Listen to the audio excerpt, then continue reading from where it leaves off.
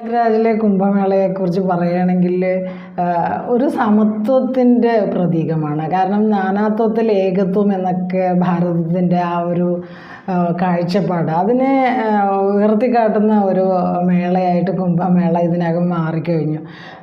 ലോകത്തിൻ്റെ തന്നെ വിവിധ ഭാഗങ്ങളിൽ നിന്നും കോടിക്കണക്കിന് ആളുകൾ ഇപ്പോൾ തന്നെ പ്രയാഗ്രാജ് സന്ദർശിച്ചു, സ്നാനത്തിൽ പങ്കെടുത്തു. അവിടെ പിന്നെ ധനികനെന്നോ ദരിദ്രനെന്നോ ഒന്നുമില്ല, എല്ലാവരും ഒരുമിച്ച് വരുന്നു, ഭക്ഷണം കഴിക്കുന്നു, പരസ്പരം ബഹുമാനിക്കുന്നു. അപ്പോൾ ഇന്നത്തെ ലോകത്തിൽ നമ്മളെ എത്ര തന്നെ വികസനമൊക്കെ പറഞ്ഞാലും ആ പരസ്പരം മനുഷ്യൻ തമ്മിൽ എങ്ങനെയാണ് മനുഷ്യനെ ബഹുമാനിക്കേണ്ടത്, ആദരിക്കേണ്ടത് എന്നൊക്കെ കൃത്യമായിട്ട് പ്രയാഗ്രാജ് ഈ ഒരു കുംഭമേള ലോകത്തിന് തന്നെ ഒരു വഴികാട്ടുന്ന കാഴ്ചയാണ് നമ്മൾ കണ്ടുകൊണ്ടിരിക്കുന്നത്. ഒരു നാനാത്വത്തിൽ ഏകത്വം എന്ന് പറയുന്ന ഒരു വലിയ സന്ദേശം ഉയർത്തിപ്പിടിക്കുന്നു. ഹരേ കൃഷ്ണ.